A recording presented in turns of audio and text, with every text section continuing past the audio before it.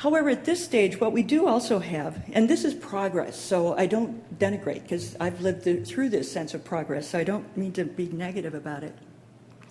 We sometimes do things also to engage with patients and families by making them do our work for us. How many of you in your hospitals or clinics encourage patients to remind their caregivers and providers, nurses, whomever, to wash their hands? Any of you have been involved in that? We've had whole campaigns about that in the US. I think that's appalling. That's like expecting me to give a breathalyzer test to the pilot on my plane. It's our work as providers to provide the safest care in partnership with patients and families, to ask patients to do that for us, to remind us, I think is unconscionable. Now, if they choose to do it, hallelujah, that's great. But to ask or to expect is not fair, and that's a little bit more in the doing for category. It also has created some dilemmas because sometimes those who provide care feel disempowered. Well, if I'm doing this for you, I'll give you the information, and then you'll make the decision. I have dear friends. Lee was diagnosed with prostate cancer, early stage, very treatable, given an array of options for interventions, and worked with a surgeon I happen to know and deeply respect. He is one of the best guys in the world to work with, just a wonderful, talented, partnering kind of person. But what he did was provide lots of information to Lee and his wife, Ellen, and then said, these are what you need to make your choice. Go home and make your choice. They felt almost abandoned. Unintentionally, what Chris, the surgeon, did not have were the tools to help a consumer, a patient, sort through the multiplicity of options with that kind of choice. When there is no right and wrong, it's a multiples of right in your decision making. So we create dilemmas when we stay in a doing for stage. Other examples that I'll give in a few minutes relate to what if I'm a family medicine physician, pediatric nurse practitioner who's working, or a pediatrician working with a family who chooses not to immunize their child because they choose to believe somebody who's a celebrity on TV rather than the science we have. Or what do I do if a woman I've been caring for as a family medicine physician, midwife, or obstetrician is at 37 weeks and really, really wants to deliver this baby now? And I always say there's very few people more determined than a woman late in her pregnancy who really, really wants to deliver. What do I do? In a doing two, you just tell. In a doing four, you get into this difficult area. If you stay there, you stay stuck because some caregivers, some providers feel like they don't know what to do, like they're in a no man's land kind of thing. So doing four, I believe, is where we are right now, and I think it's a good stage in our journey, but we can't stay there because there's too many dilemmas appearing, and we'll revert to doing two if we don't move forward, is my bias and my observation.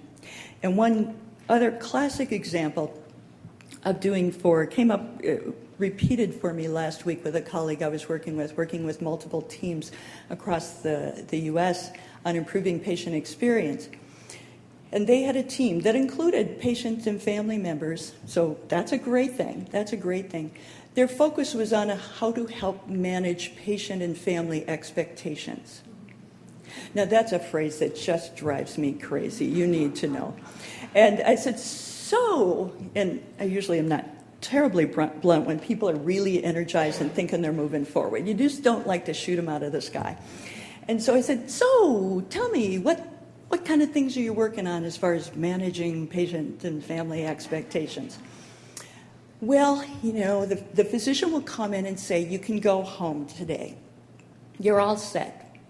And I'll see you, in a couple of days or a week. And then they don't know why it takes 4 more hours for them to be able to get out the door. So through the course of our conversation, what I wanted to get to, and I think we got there, was so what we're doing is helping them understand that we have processes that stink. We know they stink. We want to educate them about how badly they stink, just so they won't get upset with us because those processes stink. Is that what we're doing? Now, you can see in the doing to stage, we wouldn't have cared. We just said, listen, you're going home somewhere this afternoon. That's part of the deal. We wouldn't have even cared. So at least we care.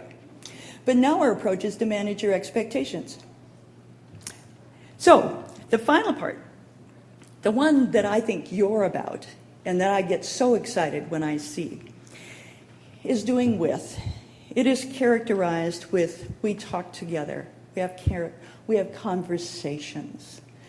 We are on this journey together towards health and healing. We do it together because neither one of us alone can accomplish that. A provider without patients doesn't offer any healing or health. A patient who doesn't have access to skilled providers is limited in their journey, although some do quite well, but they're limited in their journey. So characterized by partnerships that improve all outcomes. They improve the quality of our care, the safety of our care, our health status as an individual, the recognition that the social determinants of health are as big a factor as any of our high-tech technology that we use. That patient and family knowledge and beliefs are not only honored but seen as the most valuable resource in that journey. That without eliciting and us as providers understanding that knowledge and beliefs, we won't make progress. We're just writing prescriptions. That it's about shared knowledge. It's person and relationship based rather than institution and organizationally based or professionally based. So it's about a relationship we have together. I think in our country, the folks who do it best are the folks from South Central Foundation based in Anchorage, Alaska. And they refer to customer owners who are the Native Alaskans they serve. In about a 7-year period, they transformed their health system that had been run by the Indian Health Service, part of our federal government. Those tribes came together under new legislation to take back the funds and create their own health system. That you cannot believe the profound changes. When they started this journey, if you had diabetes and need to be seen by a physician, you would be told to show up on Monday, June 20th. We'll see you that day. Today they have an exquisitely designed system, all based on the values and beliefs of the Native Alaskans and those individuals. So both the group culture and the individuals. Patients and families are a source of control. This scares the liver out of many colleagues. We like to think about partnership, but when it talks about letting go to control, that's really tough. And in our settings, families are partners always, always. The thing I think about also when I think about doing to, doing for, and doing with before I forget it, is this also applies to those who work in our organizations. So we cannot move to a doing with, a partnership model in our organizations if those we have working in our organizations are treated in a doing to model. And I can do a whole separate talk on what doing to, doing for, and doing with looks like in relation to those who are working in our organizations. So it's really viewed as a way of transforming health and health care. So you know you're doing with when patients and family advisors are on teams, are part of our every design. So there's no designing apart from them. There is only with them. That we understand in partnerships between patients and families how to communicate effectively. And as health care providers, how we communicate effectively to one another. That's one of the characteristics we've seen in high-performance organizations is you and I communicate very effectively and thus in turn are able to communicate effectively with patients and families. And all key decisions are mutual. are mutual. There is never a I decide, you agree. There is a mutual. Now, let's go back to, well, what if I'm a family medicine physician in a family I care for opts to not immunize their child against measles? What we need to, then what this does is drive how we help. What are the systems that are required to help those of us who work in those systems, practice in those systems, to be effective?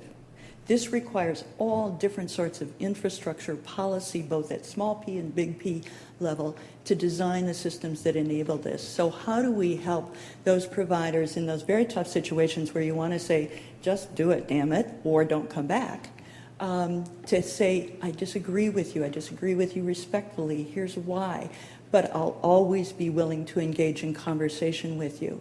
As you have new things you get off the internet, bring them in, we'll talk about them. So it's not a one-time, all-time situation, it's an ongoing conversation.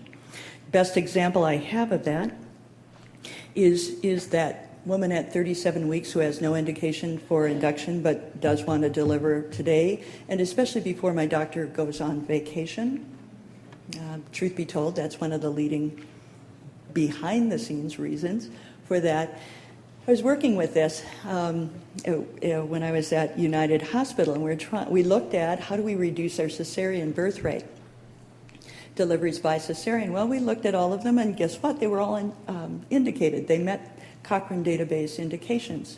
So then we said, well, why are they still so high? So we looked back farther.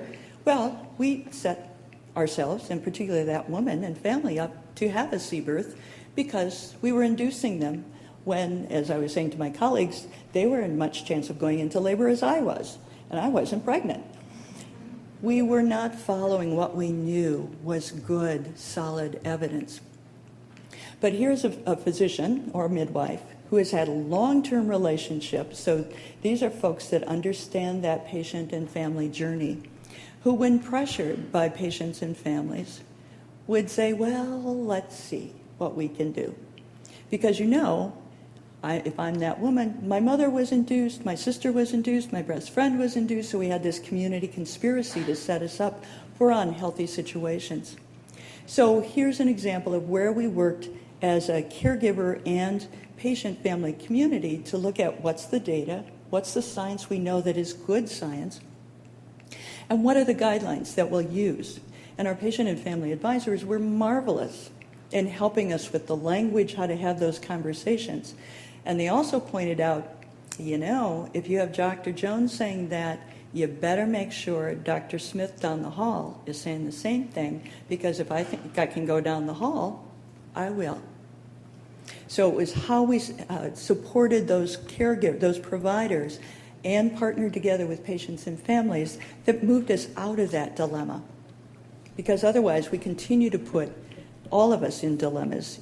As soon as we moved to a doing with, those dilemmas started to fade away. And so we're able to have the conversations about, if you have an induced labor at this stage, you'll have triple the length of labor, that's what our own data shows, and you put you and your baby at risk. Here are the kind of complications we've seen in the previous 2 years when we did do that.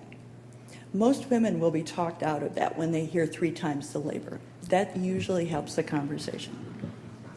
So in closing, when we are at a point of doing with, we eliminate what my colleagues and I at IHI refer to as the no list.